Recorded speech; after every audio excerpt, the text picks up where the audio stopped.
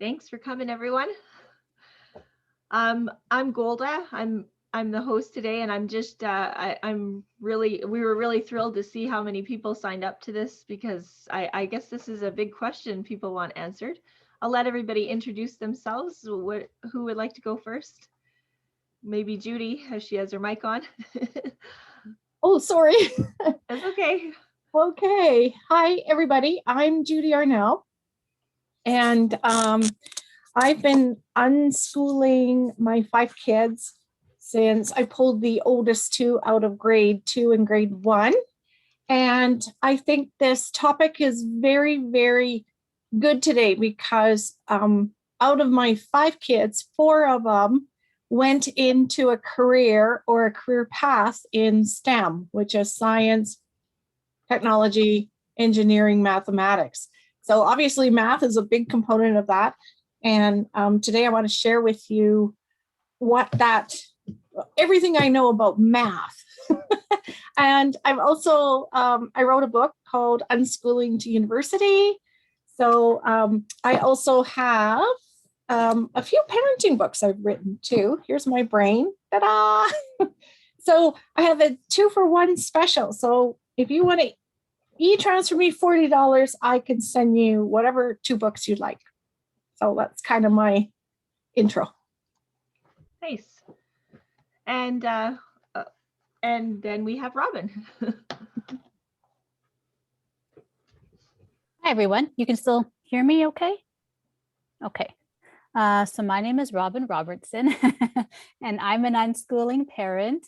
I have 2 kids. My son is 14 and he'll be 15 in September. My daughter is 11 and she'll be 12 in, like a week and a half, I guess. So we've been home educating for over 8 years. We didn't start out as unschoolers. I had recently relayed in a discussion as well that I had never heard of unschooling when we first started. I didn't even think it was a thing. I didn't think it was possible. I didn't really know anything about it. And we slowly over time found ourselves doing that or finding our way into that. And we've just continued. We found what works for us, and we've just continued to do that as time has gone on. I'm also the creator and host of the podcast, Honey, I'm Homeschooling the Kids. And that really came about because as a home educating parent who had a ton of questions that I wanted answers to and that I needed to talk to others about, and I love to listen to podcasts. And at the time, there wasn't really very much out there in the media form that I liked. So it was my husband and another few friends who encouraged, said, well, why don't you just start one yourself?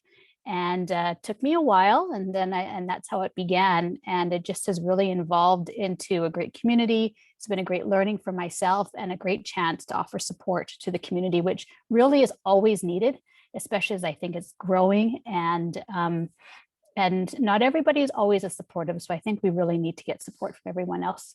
And yeah, I also serve as a public school board trustee in my local area, and I'm honored to serve my community in that capacity.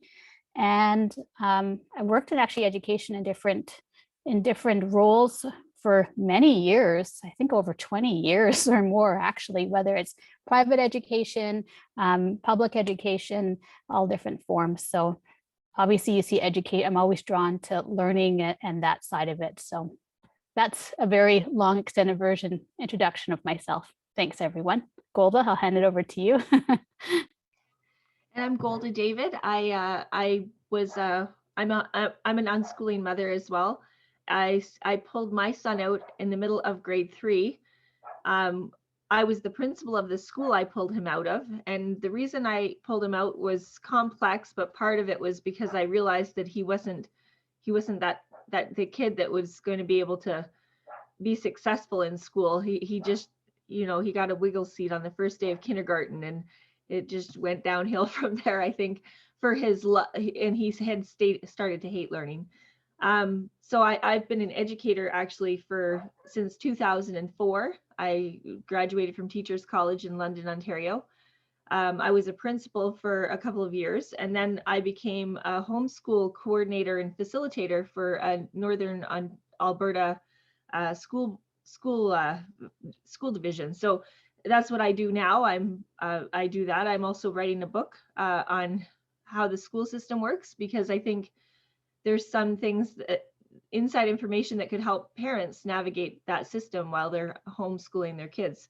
So I moved from fairly traditional homeschooling into what we're doing now, which is unschooling. And so that's my little bit of my story.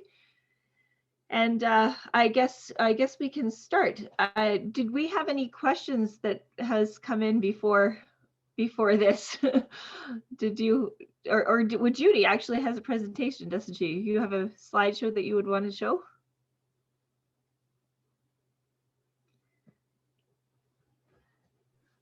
Mute button. I have a few slides, and I thought if I could present for about 10 minutes on the whole topic of math, and then that might stimulate people to ask questions.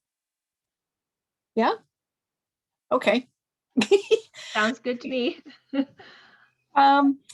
So So please, I should start off by saying, if you have any questions, please put it in the chat, or you can raise your hand and ask to speak, and then we'll ask you to speak, and you can ask your question on camera if you want.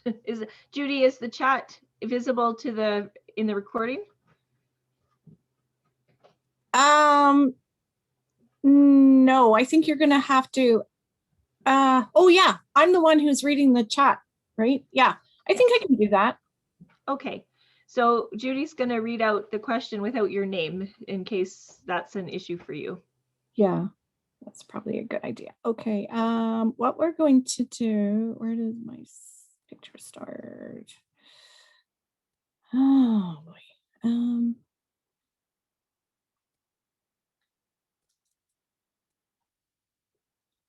I didn't really put this in slides. I just put it in pictures. So if I share screen, oh, can people see that?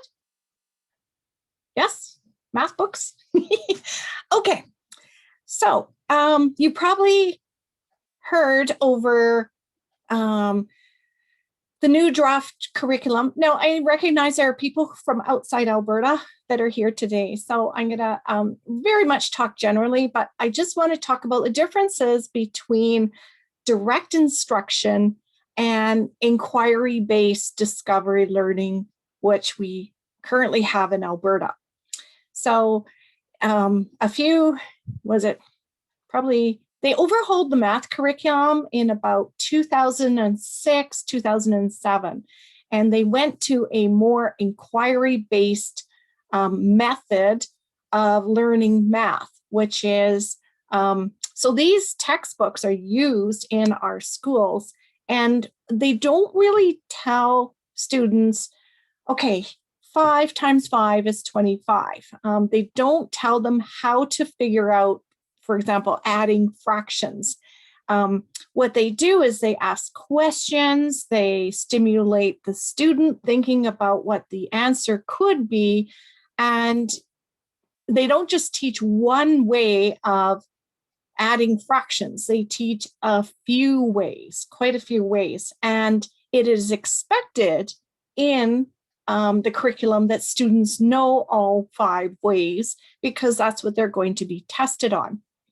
So that's what we call discovery learning or inquiry-based learning, but it's in the structure of a classroom.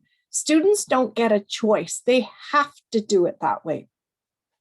Whereas, as you know, in unschooling, children decide what they're going to learn. They choose what they're going to learn, what they're interested in.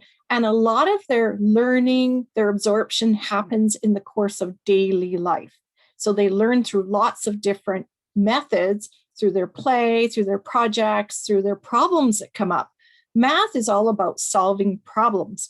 It's a set of tools, formulas used to solve problems in real life. What's wrong is that too often it's too abstract in a classroom where children can't relate it to their lives or their personal problems within their community.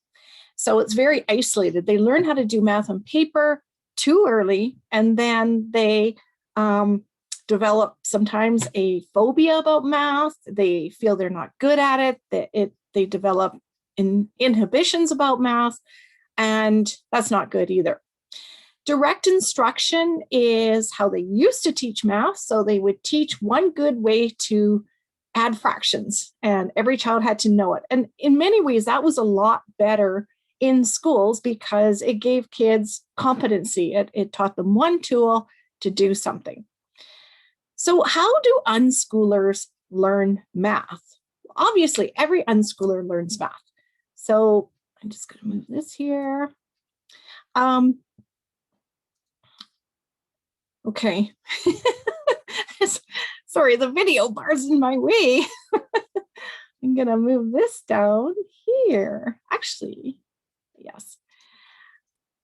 Okay, so what I'm going to do is I'm going to show you something. I'm going to just stop the recording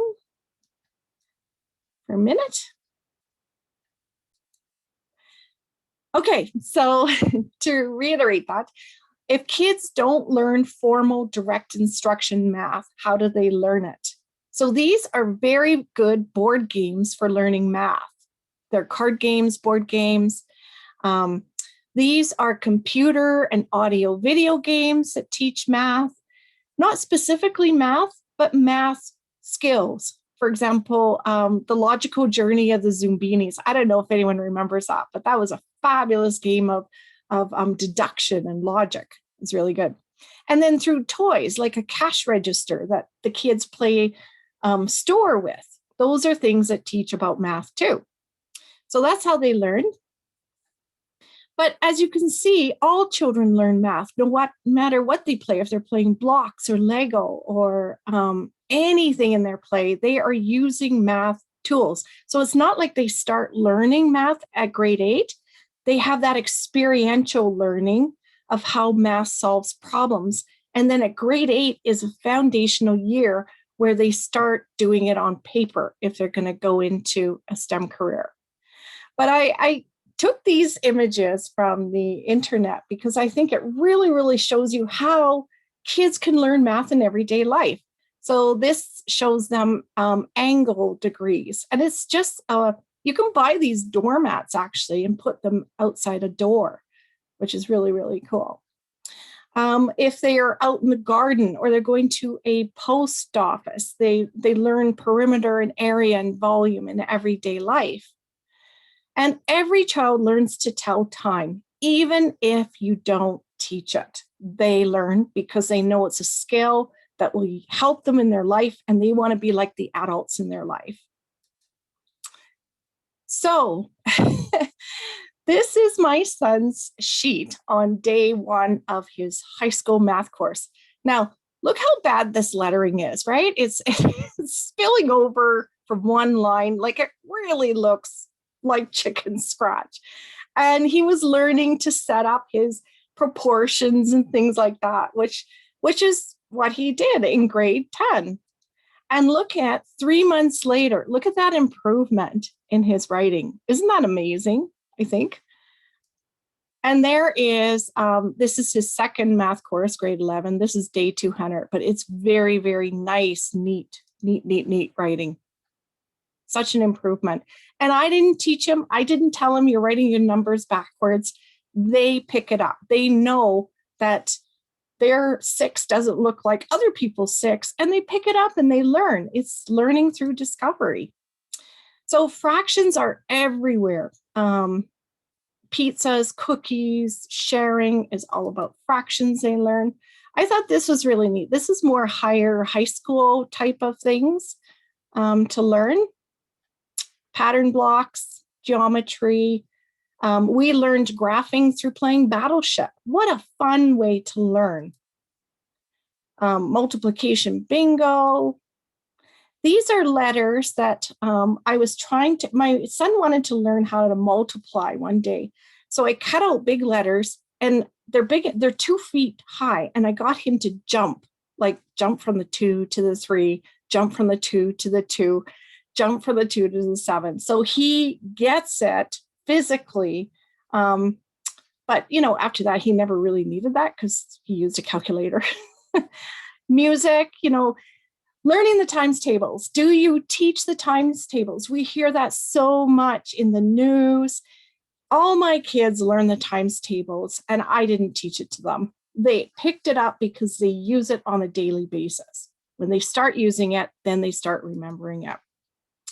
But there's things like, these are nets. This shows kids in 3 dimensions experientially what math problems are. They can see it, they can feel it, they can take it apart, they can understand it.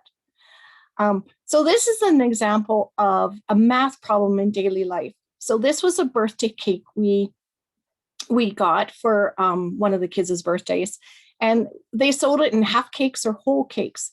So we bought the half cake because it was less expensive, and we took it out of the box and we thought, this doesn't look like half a cake. It looks like somebody shaved a bit off here. So the kids said, yeah. And I said, well, how do we know? How do we prove this? And it was a great teachable moment of learning how to use pi to measure cake. And the kids were so excited, and I showed them how to figure it out on paper. And that is real life math. Kids in school need more examples of doing these things so that it relates to their life. It's relevant. It's what they need to understand math. Here's place value. I thought this was really cool. It's science. It's not math, but this was one teacher had this on his ceiling. More real life things. And more real life things. This is algebra right here, whether you use these tiles or you use Lego, right? It teaches kids real math. Here is x squared plus 4x plus 3, right there in real life. So children do learn,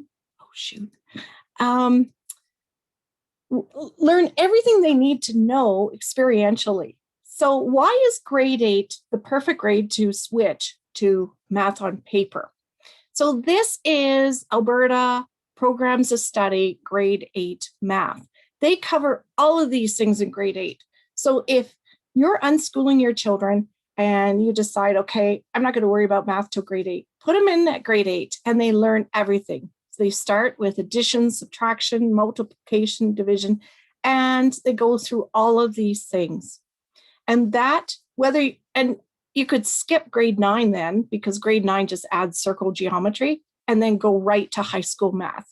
If they're going into a STEM career, then you decide what program in math in high school. Now, if they're not going into a STEM career, maybe they don't want to take high school math, and that's perfectly okay too. Not everybody needs high school math to be well-rounded and to live their life, or jobs as good citizens. Absolutely. So where does Discovery Math fit? I think it's very, very good in the schools up until grade 8, but I think after grade 8, Discovery Math does not work at high school. So for example, this textbook is for Math 20-1.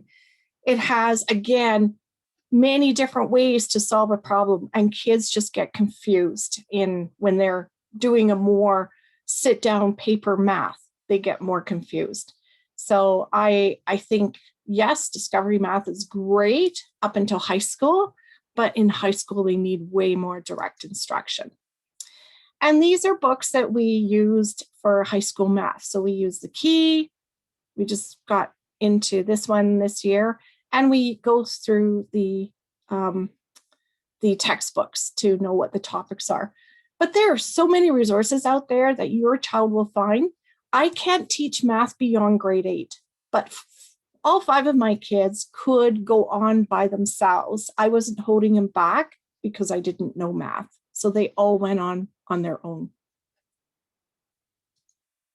Okay, and that's it. That's my little presentation.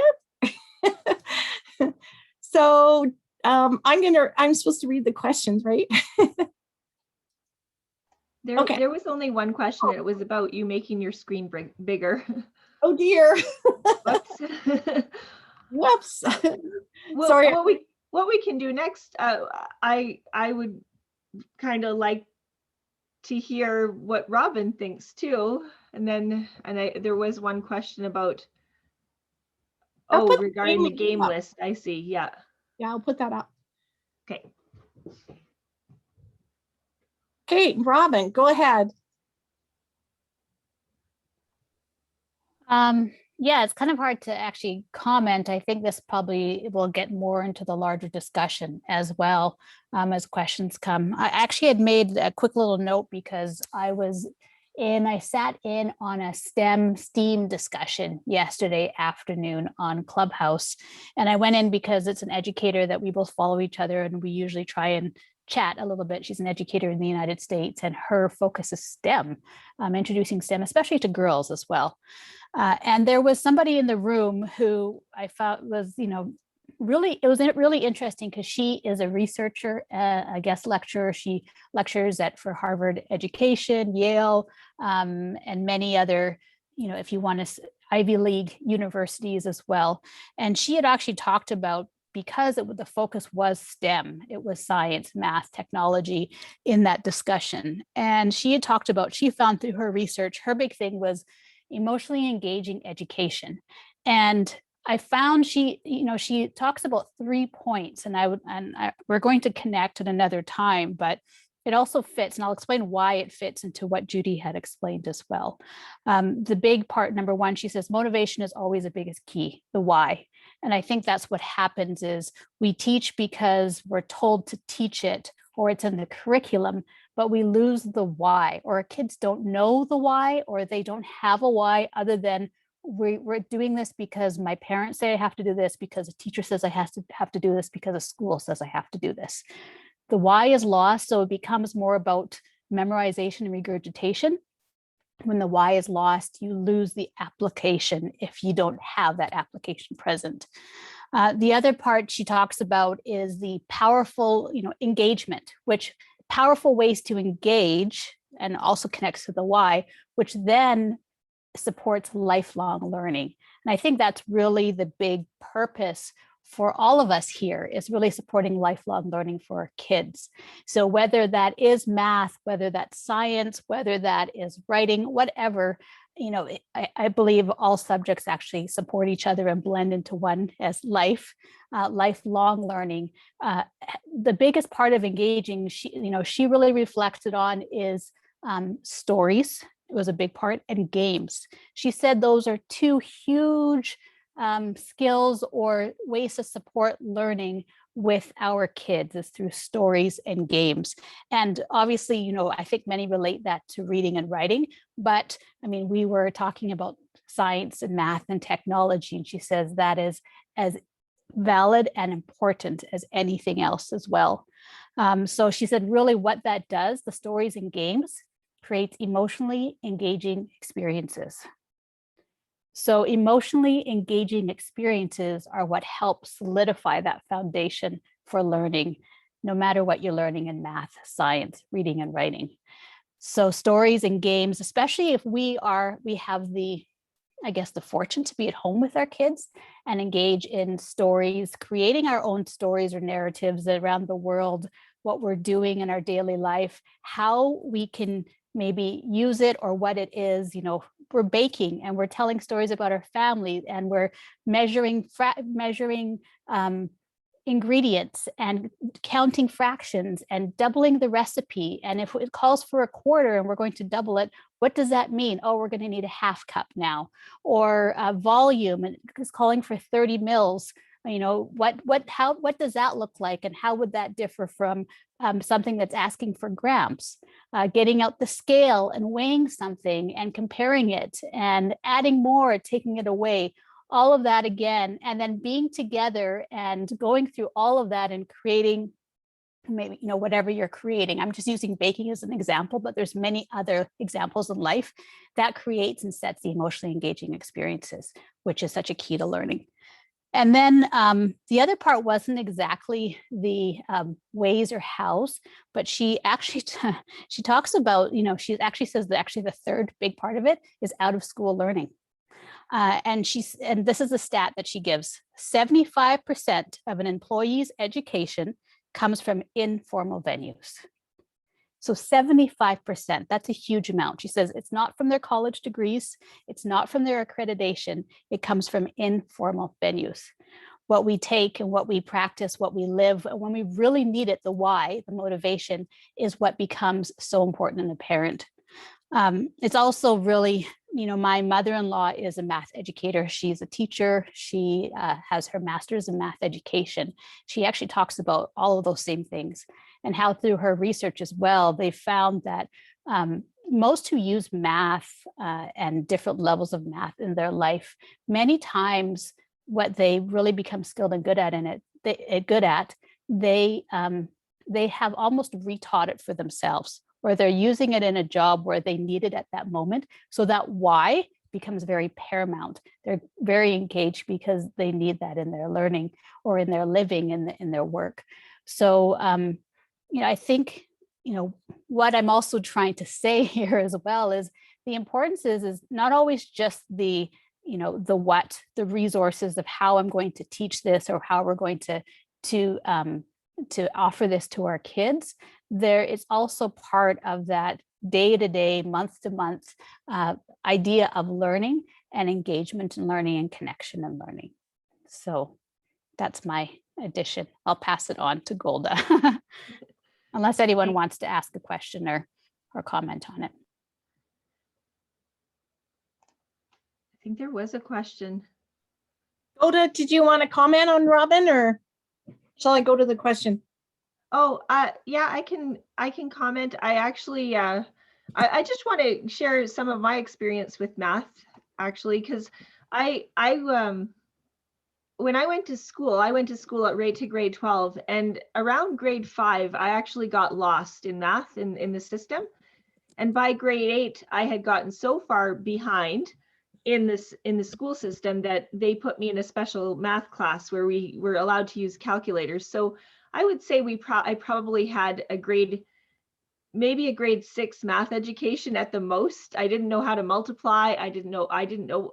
So I graduated from high school. So I went through grade 8 to grade 10 in this special math class where we basically did very simple, probably grade 5 worksheets and struggled with them and didn't get a lot of help. And then in grade 11 and 12, I took accounting as my math. And that's the only reason I graduated, because I wasn't actually able to do high school math. I went to university when I was 27 years old, and I took non-math based science classes, and I was a history major. And I graduated from university with a grade 5 math education-ish. And then I decided for some reason that I wanted to be a physics teacher. So my math learning happened when I was in my late 20s. And I suddenly realized that I actually needed to learn that math because I needed to teach the physics class, and there was math in it. I'd stay up late to 2 o'clock in the morning trying to figure out what an exponent was and how to do square roots and all of that stuff that you guys learned when you were younger. I learned later, much later. So when I started researching unschooling and that unschooling movement, my own experience was that you could be very successful in life with without a formal math education, because even though I had a formal math education, I didn't actually really learn it. So I had to learn it later. And then when I was reading Peter Gray's article on math, he talked about how that math, we think of it in our culture, it's almost like a cultural norm, but it's not entirely true that you have to be good at math to be intelligent. In fact, quite a lot of scientists are not good at math, and they just use the math in order to make things happen or try to figure things out, but they're not actually, math is not their strong suit. And that made me feel better, actually. So I kind of knew that already, but it was nice to hear a psychologist say it, somebody who had, and he said that math wasn't particularly magical. We think of it as magical, but it really isn't. And so I started to think about what math was for. And I was actually quite good at math because I was a waitress and had to count change in my head, for example. So that involved a lot of math skills. I said my whole life that I wasn't good at math, but I was able to use it in real life. And I actually think that might be more important. I know that we really put an emphasis on math in school. I think it's because we've come to equate it with intelligence and ability and skill and success, and it's not really true. So that's kind of my input to the discussion, is my own personal experience that you can be successful and even graduate from university with a grade 5 math education, and then learn it later when you actually need it. And I learned it fast, like within a few days. I learned how to do all of the math that I would have learned from grade 5 up until grade 12, because I had to suddenly. So, and there's nothing like, you're going to be standing in front of a bunch of highly critical teenagers teaching them a physics concept, and you don't know the math behind it to motivate you to learn the math instead of letting them judge you, because they're very good at that when you're in front of them. So I kind of wasn't entirely, it was easy to convince me that math was something that you could learn at any point in your life when you needed it, because I had already done that myself. And then my son recently decided he needed to learn. So he's very interested in scuba diving. In his quest to become a millionaire, he has decided that treasure hunting as a scuba diver is the way to go. And he has, every time he finds out that someone is a scuba diver, he has a long list of questions, and he grills them sometimes for a long period of time, including Robin. One of those scuba divers told him that he needed to learn math because you have to measure and be able to figure out like how fast to come up, and the ratio of oxygen or whatever. They were talking about that. And now he's on a quest to learn the math that he needs to learn to scuba dive before he goes into a scuba diving class. So I just thought I'd share that too, because he was like, I don't need to know math. And now he's like, oh, I need to know math right now. So he is studying math right now because he's decided that he wants to be a millionaire and he needs to do the treasure hunting with the scuba diving. So, okay, were there any questions, Judy? So a question is, where is this chart? And you can find the chart at unschoolingtouniversity.com. And the blog post is called How to Create a Learning Environment Without Using Textbooks. There's also another post on there on ways to learn math without a workbook, which is pretty interesting. I go through all those concepts like ordered pairs and ways that kids can learn that too. And I wanted to add something too, that my kids, so my youngest is now doing high school math, and my older kids who have graduated university, and did the same courses. I said, can you help your brother out? Because he's stuck on this. And they're like, I don't remember any of this. And and it just shows you that what is math for? The brain keeps things that it uses on a daily basis. We know that. And I just want to screen share this brain here picture. So that's the way the brain works.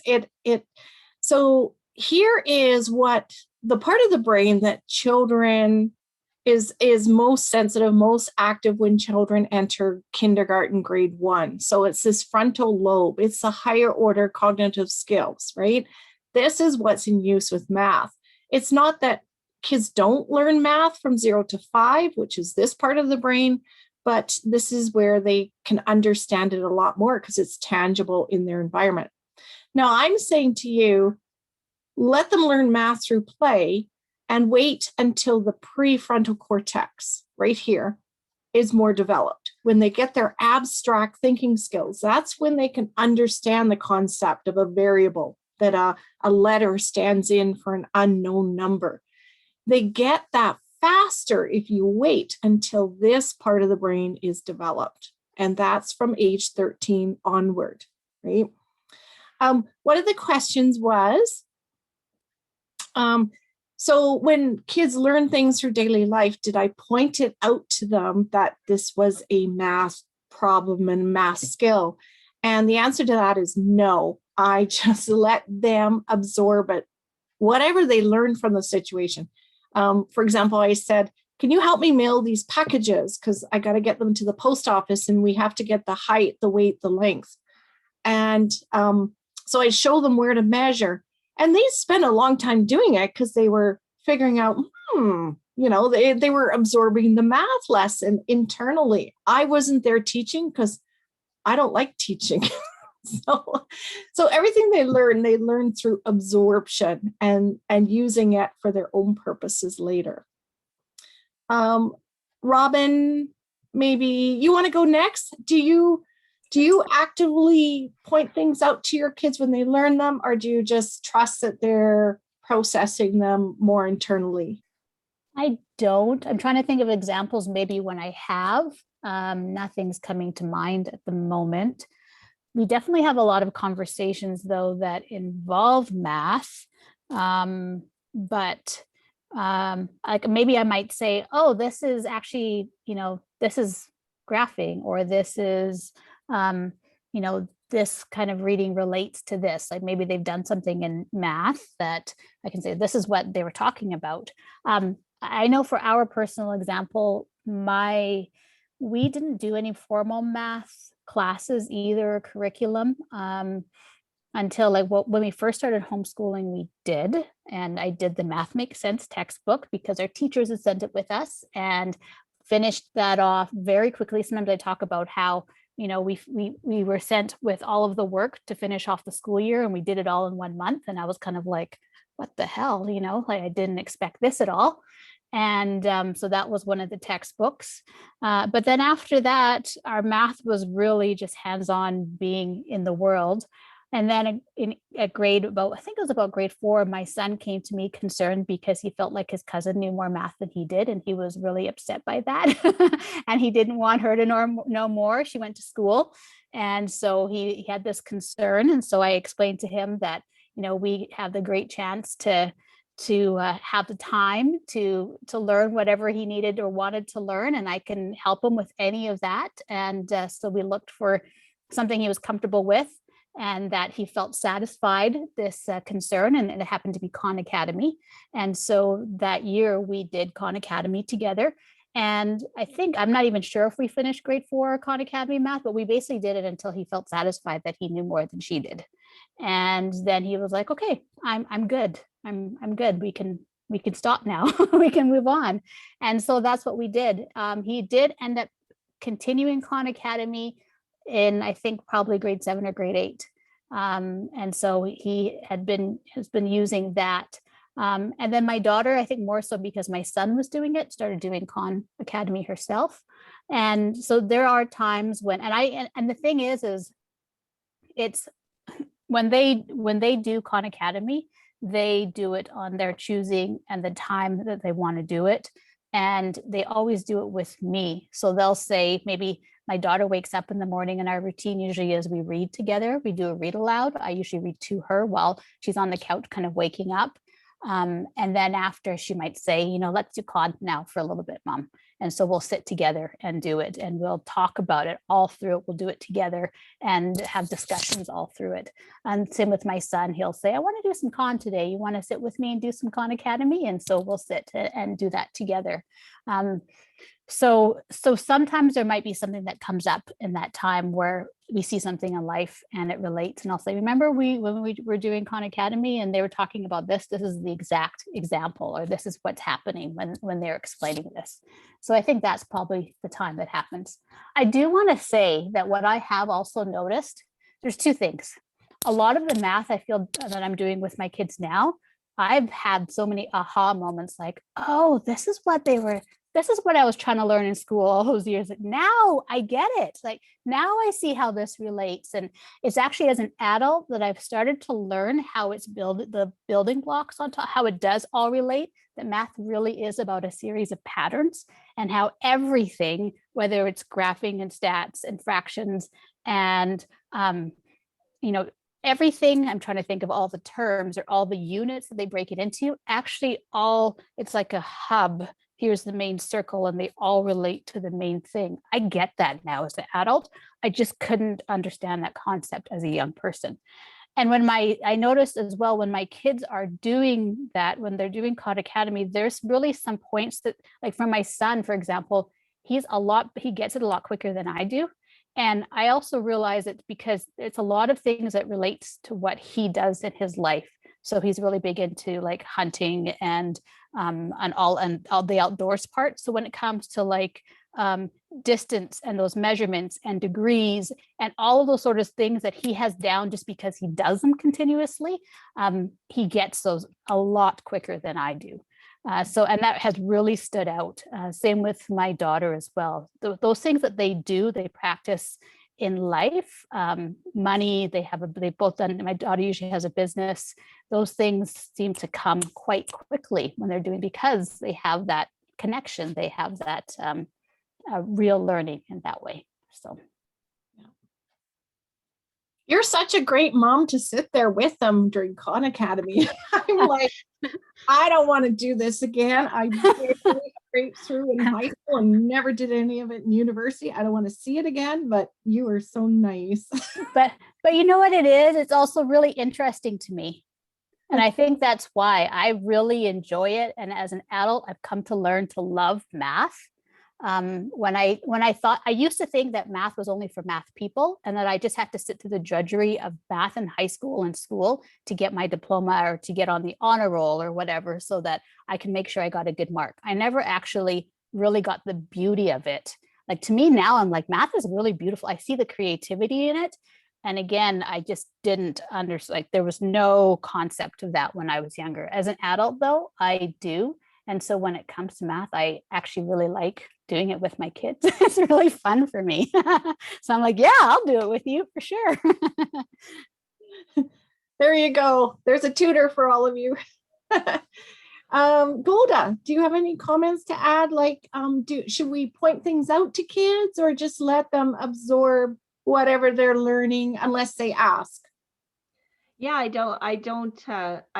do point things out sometimes, actually.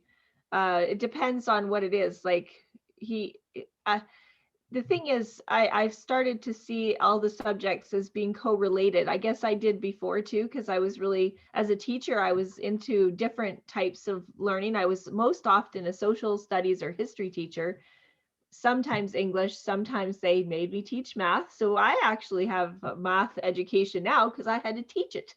And but I started to see when I got into project-based learning, I saw that they're kind of all correlated, actually, all the subjects. We like to put them in little boxes, but they're actually all together. So if I find that if you are pointing things out like, oh, that's literacy, or oh, that's math, and you're downgrading that the reality that it's all related to each other, and there is no, you're putting it in a box instead of letting it be part of everything.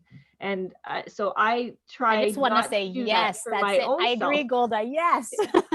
I try not to do that for my own self, because I tend to put things in boxes because I was an educator for a long time, and I'm trying really hard not to. So I like hold back from doing that sometimes, pointing it out, because I don't want him to do that later. I want him to see that it's all related and part of a whole. So that's kind of my answer. And what about, and Judy, you already answered. Is there any other questions on the chat box? There is. Okay, so we have one person says, my son is learning about fractions and he's made relations from fractions to probability. Do you just follow his interests and talk about probability, or try to have him look more into advanced fraction applications before coming back to probability? He's turning 8 this July. I guess what I'm asking is that if I should chase his interest in probability or try to hold him back to master fractions first. We didn't really start the session with what's our definition of unschooling. So maybe we should do that. My definition of unschooling is the learner chooses. They choose what they want to learn, when, if they want to learn it, where, who, how. So now in our family, I put things out. I strew, what we call strewing. So I'll take a big bucket of math pattern blocks and I'll put it out on the table and leave it there and walk away and go make dinner. And my kids walk by and they go, "Ooh, something newer. I haven't seen this for a month." And then they start building and making connections. So that's what strewing is. I always think that, yes, introduce your kids to things, strew things, invite them and say, "Hey, you want to look more at probability? Do you want to look more at fractions?"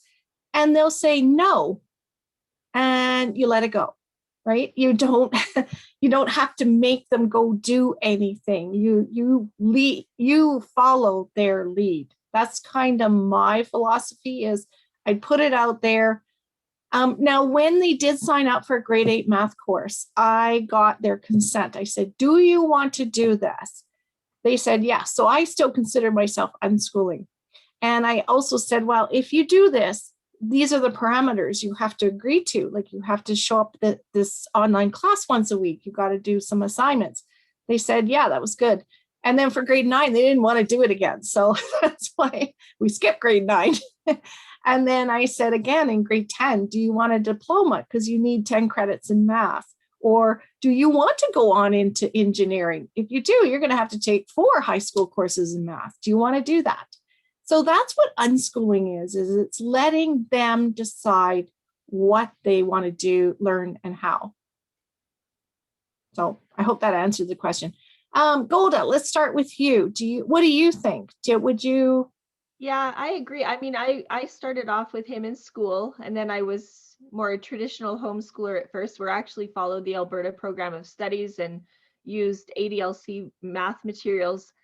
One of the things that I was concerned with is building up a math resistance and a lack of confidence like I had, because I think if a child is forced to do something like that and they don't want to, then it was like, actually that happened with reading for him. He had decided he was never going to learn to read. First of all, he didn't understand why he needed to read, and so he had developed a resistance to it. And I didn't want to do that with math. So I would say if like right now, the math that he's talking about learning for scuba diving is like, if you follow the school program, you learn adding and subtracting and multiplication and division, then fractions and decimals, and then you go into all of that. Well, he doesn't know multiplication and division very much yet. So, and he's going to learn fractions and ratios, like, but I think he's going to learn that multiplication because he has to, because that's how I learned how to do physics problems with a grade 6 math education.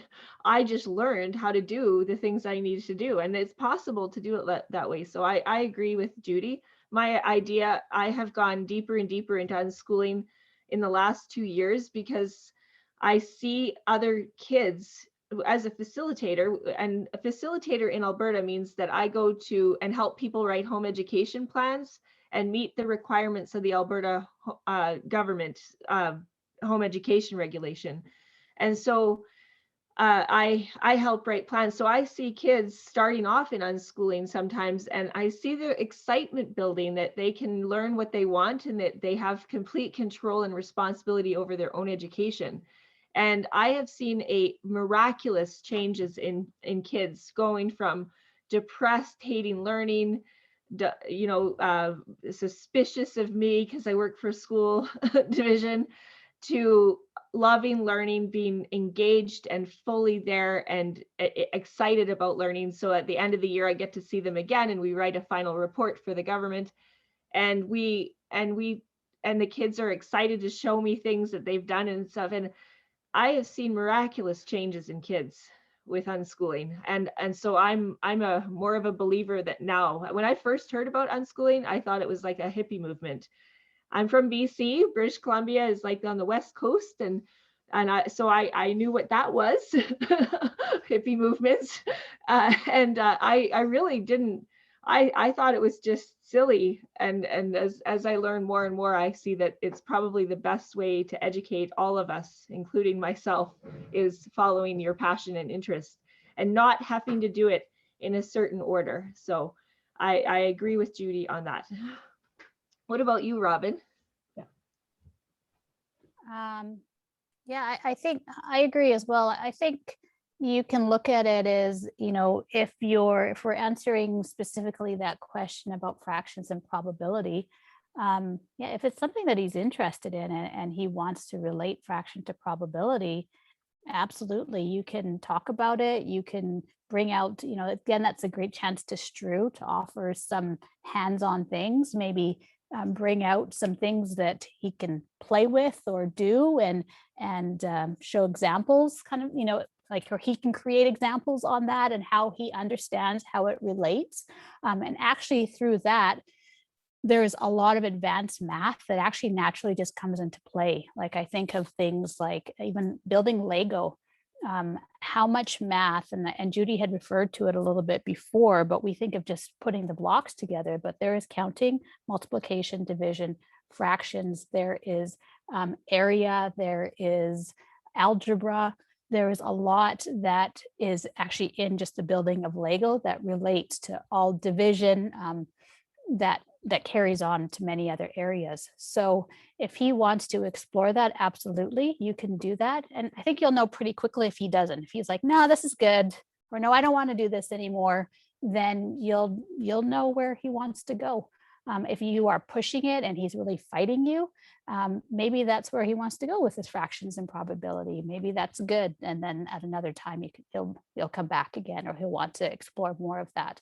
But just be open to your reaction and his reaction, and you'll have an idea. But I think just in play, there's a lot of advanced mathematics that happens. We maybe just don't always understand, because it's not like a textbook where it's labeled and laid out.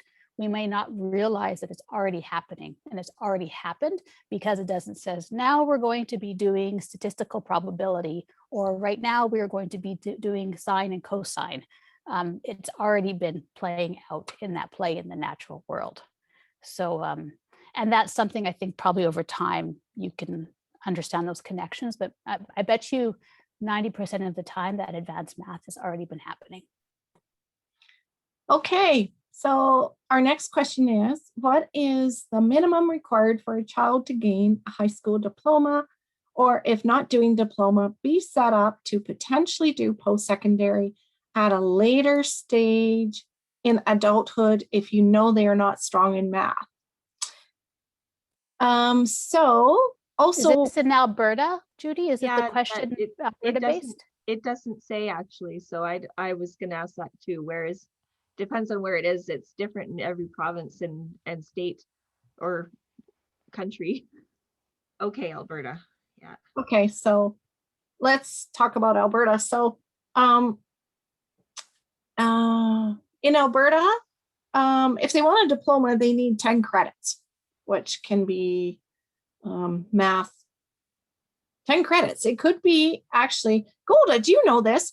Could they take, yeah, they can. They can take Math 15, which is a catch-up course, and Math 10C, and that counts for 8 credits right there. Oh, right, yeah. I think they have to have credits in both 10 and 11 actually. So they'd have to do it. The lowest level to do it is 10-3 and 20-3 in order to get a high school diploma. And then you can, I don't think 15 would count towards the math credits, but I'm not 100% sure. Yeah, it's a good question. You'd still have to take another course in grade 11 anyway, because you'd still need 2 more math credits. Yeah, because my son just did that. It was the only course offered for that program, so he had to take Math 15. So, which kind of answers your second question. In Alberta, that's a catch-up course. So if your child is 15 years old, hasn't done grade 8 math, hasn't done any math, they take Math 15 and it sets them up for high school math. So what's interesting is one of my kids finished high school diploma at age 19 and just did bare minimum, like grade 11 math, grade 11 science. And then he wanted to go into a bioscience career. So it was like, okay, now what? Now you need math and science. So it only took a year and a half to get chemistry, grade 11, grade 12, biology, grade 12, and math. And this was pure math, not the applied math. So this was the -1 STEM math that he needed. And when you're an adult student, a lot of courses are combined to get them faster, because they recognize adults have jobs, they have other commitments, maybe they have kids and families. They don't need to spend 4 months on a course when they can do it in 2 and combine it with 11 and 12. So I wouldn't worry about keeping all the doors open now, because if your child changes their mind, wants to go into engineering, they can pick up everything they need in about a year and a half. And it's only a year and a half out of their life. So what do you think? Go to Robin. Yeah, I think the one is, I mean, we went through this because my son was talking about, now that he's high school age, what he wants to do for high school. He wants to get a high school diploma, but he needs to spend as minimal amount of time doing that as possible because he's doing other things. He's just not able to be in a classroom, essentially. He just has a lot of his year is already being spent far away. So doing his work, his life experience in that way. And he was actually, because he likes math and science a lot, he was actually quite saddened to learn that the courses that you need to get the diploma was actually English and social studies, I think. And he was kind of like, well, why did they choose those? Like, why can't you just have a choice of why can't it be math and social studies and then the other ones you can get a lower level? And it was like, I don't know. But I know that was one of the things is it was social studies and English. I think you have to have a certain higher level in order for the high school diploma locally here. And then your other credits, which can also, if you're going kind of that traditional credits approach, you can get it in many other ways, whether that's CTS courses and there's many ways to do that. The great thing, I know if anybody's from the US has a great thing called community college that we don't have here in Canada. And I know of a lot of unschoolers who say they've never done anything like math at all in their entire childhood growing up and until they went to community college, and they did all of their math in community college in that 1 year or courses in community college that they needed. And then from there, because in the US, you can get your associate's degree at community college, you can get many of your courses you need if you want to go on to another university that they grant you that. And from what I understand, a lot of community colleges are free.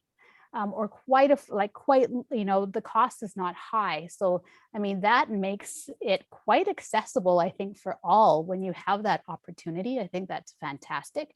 And so I know many unschoolers that did that route, whether they waited until they're 18. I also know others that started going to community college at age 14, 13, 15, because they knew what they wanted to do and they found those courses at the community college that was that focus on their interests. So there are many possibilities is the thing. The other thing about getting into university, I would always just check with the admissions. Many times you actually don't need a high school diploma, you just need the requirements. And sometimes that's just the course requirements. They actually don't ask for the high school diploma. I know we checked this ourselves with some that my son was interested in at one time.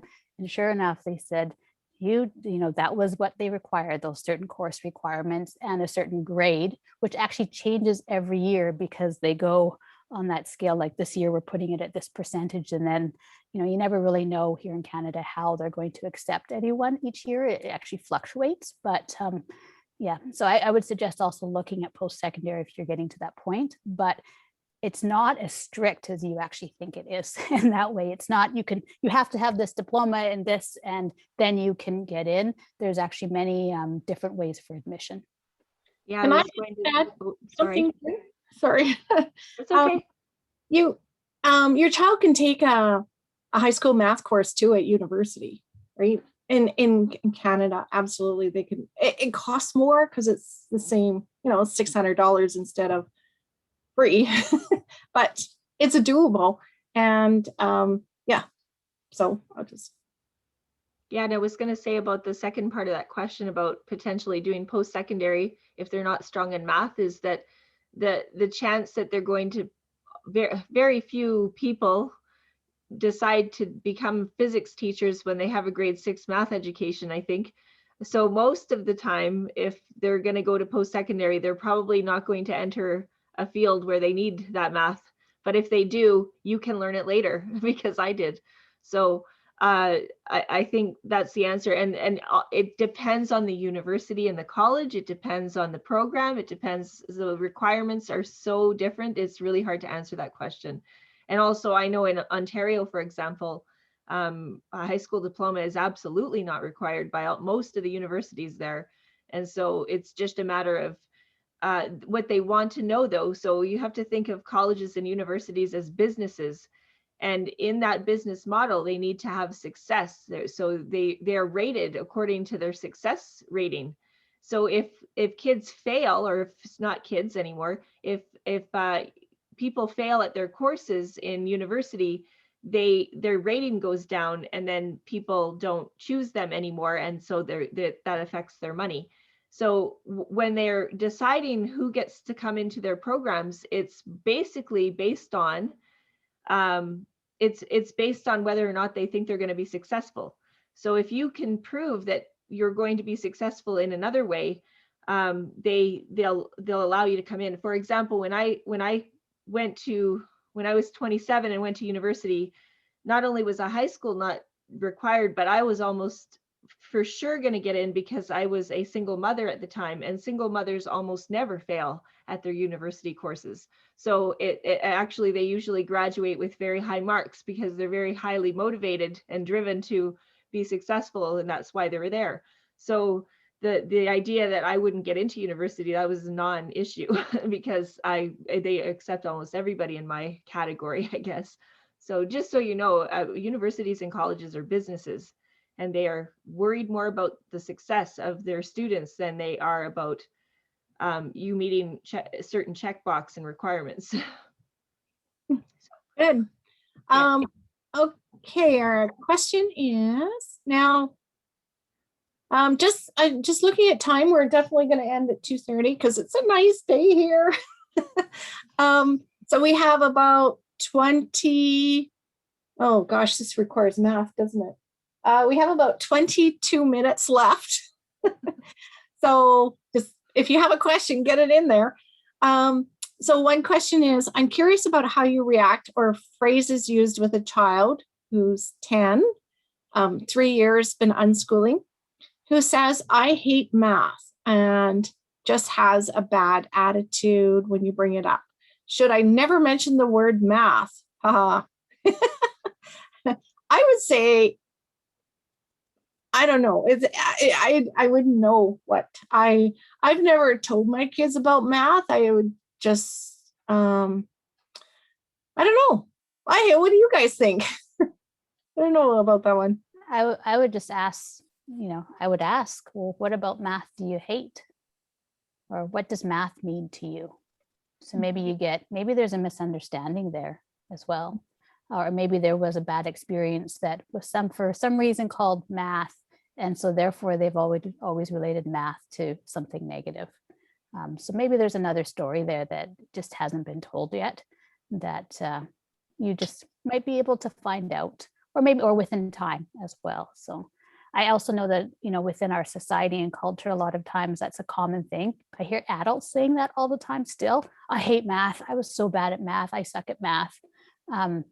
Actually, a really great, so there's Jo Bowler is a fantastic educator. She's a math educator. She has many books, and she also has a website, youcubed.org, YOUCUBED. I'll type it in there too. She and her big research focus has been on the math phenomena of people are math people.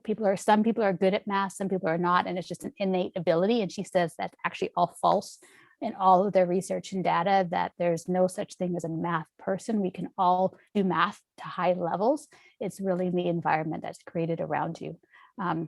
Yeah, thanks, Golda. So and she actually on YouTube, she has many videos that she's done with her students. She's actually a professor at Stanford University.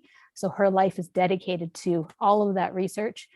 She talks a lot about that and her vision of making math equitable, because she says really that's what happened is math has been an unequitable subject for many areas, whether that is, class, economics, race, you name it. This biggest thing is especially the high number of males that are in math and not females. And so she says, once you get higher, when you're looking at schools, there's an unproportional amount of boys that take math and that are encouraged to take math. And for girls are almost discouraged. And she's found that in her research as well. There's a ton of information in there. So she feels that we actually need to shift our thinking on math and that we're doing a disservice to our kids and to our society. And thinking that math is this like, you're a math expert or you're not, because she says actually everyone can do math at a high level. So, it's a broader conversation as well, but that's what I definitely recommend. Okay. I agree. I agree. Actually, I was one of 3 females in my 50 person class physics class in university, by the way. So that is true. And it was definitely an intimidating atmosphere for women, but that's sidetracked. I think when kids say they hate something, when my son said he hated reading, it was one of 2 reasons usually. One, they don't see the value of it. They don't think it's going to be useful to them. Reading, for example, I mean, how did he come to the conclusion that reading wasn't useful? I don't know, but he did. So the second part of that was that he felt like a failure in it, and that doesn't feel good. If you're failing at something, you know that you're failing at it and you feel bad about it, and so your brain starts to resist it. So and we all experience that. If you're failing at something, if you're bad at something, it feels bad, and so you start to say, I don't like this, because you don't like feeling like a failure. So if your child is saying, I hate math, they're probably really saying, I just like feeling like I'm failing all the time. And so now I've decided that math is the reason that made me feel that way, and I'm not going to do it anymore. So, and I would say just back off from that. Like, don't talk about math. Don't make it, because the truth is, like reading, math is something that we're going to do in our life anyway. We're going to have to. We have to figure out how to add and subtract, because you have to know that you're not getting ripped off at the grocery store. A lot of kids, like when you're getting change, a lot of kids become entrepreneurs when they're unschooling, and then you have to learn math. You don't call it math, but you just, it's going to happen anyway. You have to do math for lots of things. When you're playing a board game and counting points, when you're playing a video game and having to use a money system, you have to use math in life. You can't avoid it. So, but if you stop talking about it as a subject, maybe, like my son decided to learn to read when he found a book at a bookstore that he wanted to read, and he was like, you can learn things from books. Well, now I need to know how to read. And he learned to read by himself. From that moment on, he just was like, that's it, I'm learning to read now, because I didn't realize that that's what books were for. You could learn things from them. So I think they have to find, but as a human being, we have to find the use of it ourselves. Nobody can tell us it's relevant because of this, and if you really want them to be self-motivated inside, they have to find that reason themselves. And once they do, they will learn it, because they will have to. And a good way to motivate them is give them an allowance. They will learn about decimals and fractions and all that stuff, multiplying. So I just want to add on that thing too, is to build your kids up and really focus on what they're good at. And then they'll feel that they won't be so bad at other things. My son they put him in a math 14 class, which is kind of work skills math. And I knew his abilities, and I said, no, he's going to go into the applied math class, because I think he can do that. And I went to bat for him.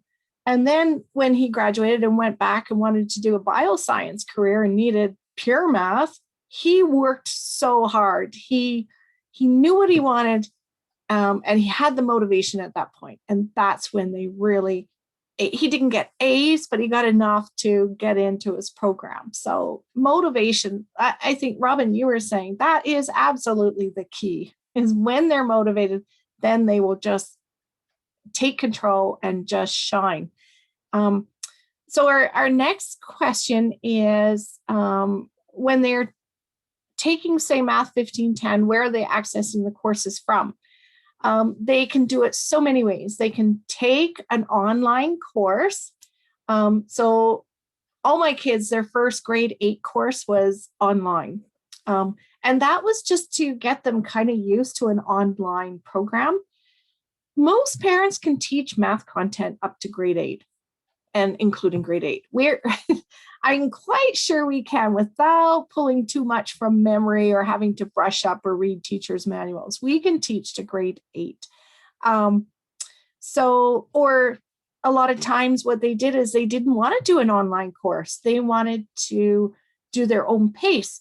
So like I said, we bought the textbook, we bought the key, and they could work through it. They could take 2 years, 3 years to work through it. And that's what a lot of unschoolers do. Their goal is to write the grade 12 diploma examination, because that's what gets them into post-secondary. And then they work back from that. Then they work in grade 10 math book, work in grade 11 math book, work with Khan Academy. And just then they go in, write the grade 12 diploma, which is only on the grade 12 course, but they have the prep work for that, and get their mark, get on their way. They can go into any math program at university they want. So a lot of kids do it that way without even getting a high school diploma. Okay, we have a few more questions here. Heather says, okay, we have, how can working parents balance time for unschooling? Anyone want to take that one on? Well, I can, because I'm a single mom and I work full time. I work from home mostly, but well, especially this year. But I just, because unschooling is just really life learning. You just live your life and you look for opportunities to, I guess, not teaching opportunities, but just opportunities and interests, and then you facilitate their interests. So my son wants to learn scuba diving, and I find people he can talk to about it. And then he said, I need to learn this math. So I show him the resources. I find resources for him. And so it's not really just like when you move into unschooling, you're not sitting at a kitchen table doing worksheets unless that's what they want to do. So there is not really any time specific, like we don't have school time in this house anymore. We have moved away from that entirely. We have chore time. we have you need to go move your body times, but we don't have specific school time, because I want him to move away from thinking of learning as school, because learning is life, not school. And if you want to learn something, you find the resources and you learn it. That's how we do it as adults, and that's how I want my son to start thinking about it, instead of thinking, oh, it's school time, I have to learn something now, and then develop a resistance towards learning. So that's kind of the answer. I work full time. I'm a single mom. I do all the chores on a hobby farm. I run my own household. I run my own household, of course, with no help, and that's how I do it. It's life. And I fit it in where I can, just like I fit in house cleaning where I can, and I fit in, all the other things that I need to do, making dinner and stuff like that. So that's the answer from my perspective. And I can add something as well, because I'm also a working parent. One is I'm able to do a lot of work from home as well. So that obviously helps. And I think it is, like Golda said, shifting from the idea that learning only is going to happen when it looks like it's at school at a table within certain times, that learning is every day, no matter what you're doing. But if there is something that my kids really need me to help them with or support them with, just because as well for my schedule, because there are some times when my work takes me out of the home for like a very long day or something like that. We usually, and this just helps us for organization wise, we usually talk about, we actually have a calendar in our kitchen. And so for the month, I actually put in all the days that I have work. So they know ahead of time and they can look at the calendar and see the days either I'm not at home or, I have to be in a certain meeting. So that we can plan around those times. We also know, we usually talk about the week before what they have coming up, what they need. They're like, Mom, I really am going to need you to help me with this. And so I know when they need me to be available as well. And I make sure there's also times in the days where I'm not distracted by work, that I'm also present with them as well. And then also I get a lot of help from family. I know not everybody has family around. And I have lived in many places where we have no family whatsoever. And so, whether it's a good friend that's helped me out at times, or, my husband and I, where we've both had to work, and, my kids have gone over to other friends' house for the day. And we always try and reciprocate as well, or they spend a lot of time with their grandparents as well. So finding that help within community has also helped a great deal too. And that's all still part, like a day with grandparents is a huge learning day. That's a huge learning experience. Like stories, and, there's so many things that happen within that, or, the neighbors and what they do. And, so that also is part of that learning time too. And that's helped with our work. Okay, we're down to our last 8 minutes. So I'm going to answer the next question. I'm curious whether some kids might either feel more intimidated or more confident in themselves with no prior math class experience until these courses in grade 8 or above. Very, very good question. So when my kids started in grade 8, like I said, they're not starting from grade 1 in math. They have a lot of the concepts already in their head because they've learned it experientially. What's new to them is doing it on paper. Now, I'm not going to say they didn't need a lot of support during that grade. So they needed support in helping them navigate the online class. And what they would do is they'd start learning these concepts like adding fractions on paper. So the teacher who was teaching the course assumed that a lot of the school kids had done this before, where my child was new to it. So depending on the child, and a lot of my kids, they're not exceptional at math, they're average kids. So they didn't get it right away. So I would support them by printing off extra worksheets outside the classroom, so outside the course. So I would print extra, sit with them, help them work it out. So I wasn't the teacher, but I was a big support parent during that year. And I had to figure that into my work schedule too, is, am I available to help you with grade 8 this year or not? So, and then grade 9 was great because they didn't do anything. And then grade 10 was like, I can't help you anymore. You have to go to your teacher because I don't know any of this stuff. So yes, that was my experience. Very quickly, Golda and Robin, do you want to add anything to that? My kids have not attended a class, so I can't give experience from my kids. But I do know that from a lot of, I think it could go either way depending on the child and how you talk about it in the conversations that you have. So I think we can really, as parents, help set them up to feel a certain way if they're deciding to go into that class, and help them to feel confident. And also, there's a lot of kids who've always been going to school that I personally know that have no confidence whatsoever. And they still have to go into that class every day, no matter what, and struggle through. And they might not even ever get any of that extra support to help them. So I think, it doesn't matter where you're coming from. There's every side, but I definitely think that your kids, it's an opportunity for great conversations with your kids and to build a foundation of support. And again, we were talking about that emotionally engaging education. Building that foundation will help them in anything. So, Golda? I agree. I think actually the idea that when you enter a classroom that everybody is at the same skill level is a fallacy. I was a high school social studies teacher, and I had plenty of kids come through that class not able to read. So just because they've had 10 years of direct instruction doesn't mean they learned anything. A lot of kids have disengaged from school, and so in that math class, there will be all levels in grade 8. From like I was in a grade 8 classroom.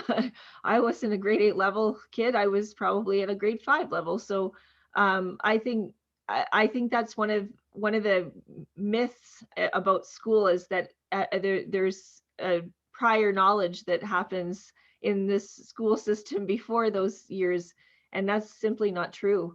So I mean, how do you build confidence in a person? They start to be successful, and hopefully they get a good teacher that can help build on success instead of focusing on weakness. So because that's what good teachers do. Okay, last two questions are, what are your thoughts on John Mighton's work, Jump Math? Like I said, we never used curriculum before grade 8, so I have no idea. So no comment from me. And the other question is, how do you help kids who have been in school for years become self-motivating unschoolers? All I could say to that one is, everyone is self-motivating. If they're, we all live, we all breathe, we all want things from life, we all want to do stuff.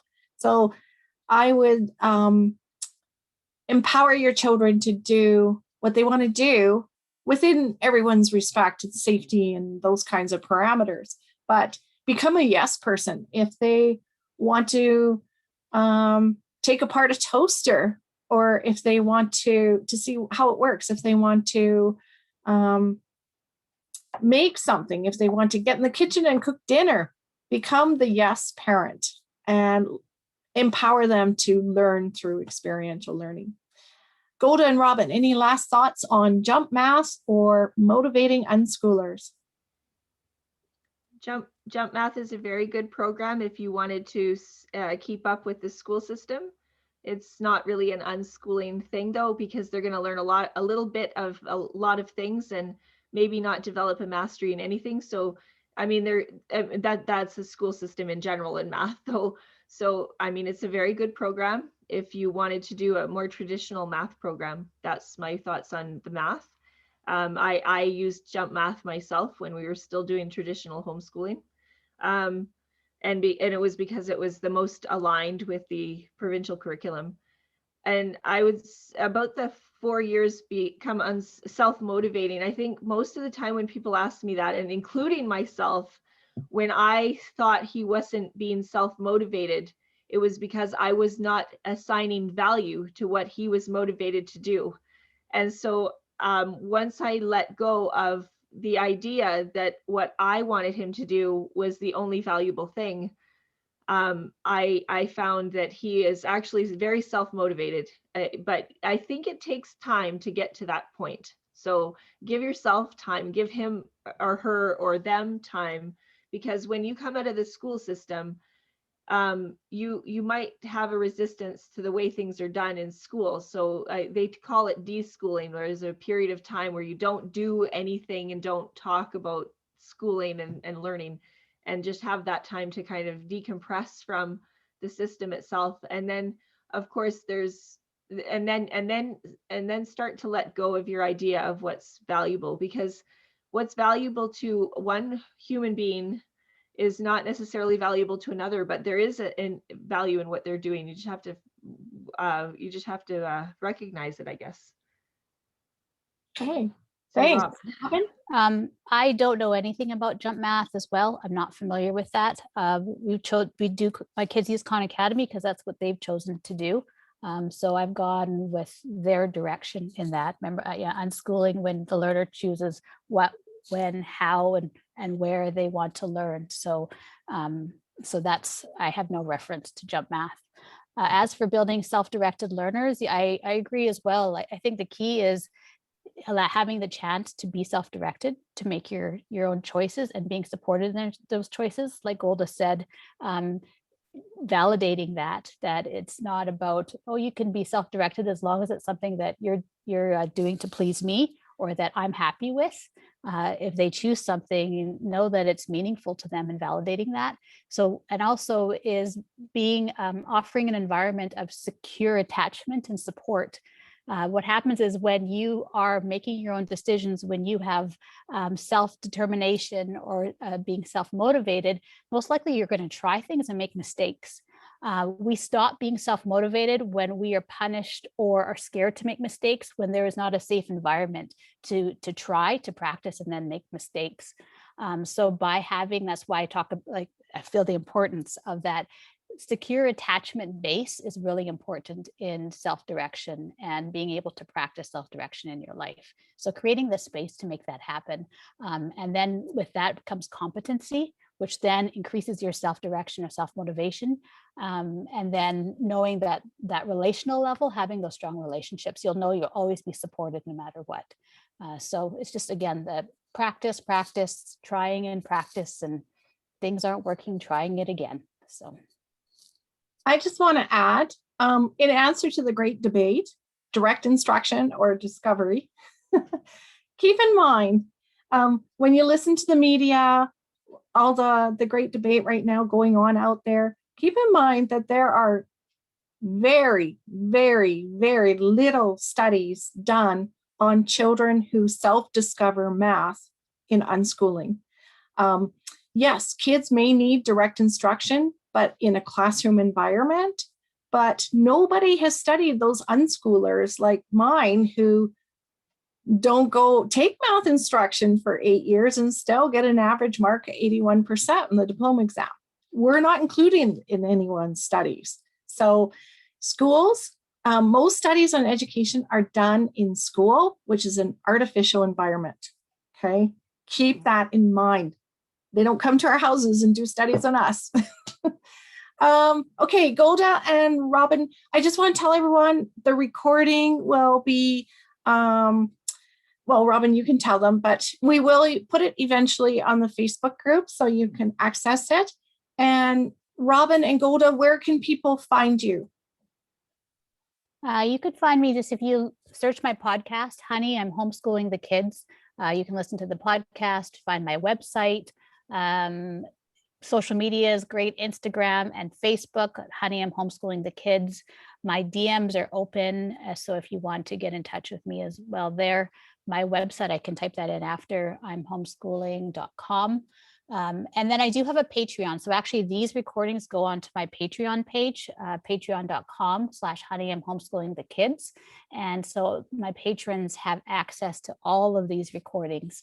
So it will be on there immediately as soon as we get them downloaded. I post it on there, and I think I'll probably be adding a few little snippets here and there for other questions that sometimes come in later. But I'll type it in the chat, but that's how you can find me. Hey, and Golda. So you can find me on Instagram.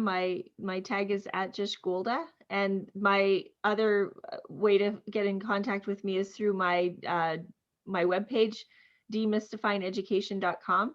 And on that page, there's a resource page with a whole list of resources you can use if your kid is interested in something, and they, you know, things about literacy, math, science, social studies, or humanities, I think. So yeah, I can be found there. And if you're in Alberta and you're interested in talking to me, there's my phone number is easily available on the piece on the school website. I can but it's all, you can also get me by my email address on that Demystifying Education page. Okay, thanks. And I have a blog at judyarnell.com on parenting and non-punitive parenting. So raising kids without any punishment. And I also have a blog called Unschooling to University. I'm on Instagram, Facebook, Amazon. So come find me. If you have any questions for any of us, hunt us down and ask us. We're passionate about unschooling and we would love to answer them. So yeah. And I have a 2-for-1 book sale on now. Hey, thanks everybody for coming. That was really great. Yes, thank you for coming, everyone. That was awesome. I'm really glad of the positive comments that we saw in the chat box. We really appreciate those because it helps us know that we were providing value. So thank you for coming and staying today. Yeah, thank you, everyone. And thank you for everyone also always being so engaging and asking great questions. I think any question that you ask is a wonderful question. And I know we could spend the whole day on some and dive deeper and deeper. I think that's why we decided to do this every month. So yeah, thank you for being present. We really appreciate it. Thanks. Okay. Bye-bye, everybody. Enjoy the day. Have a great Bye. day.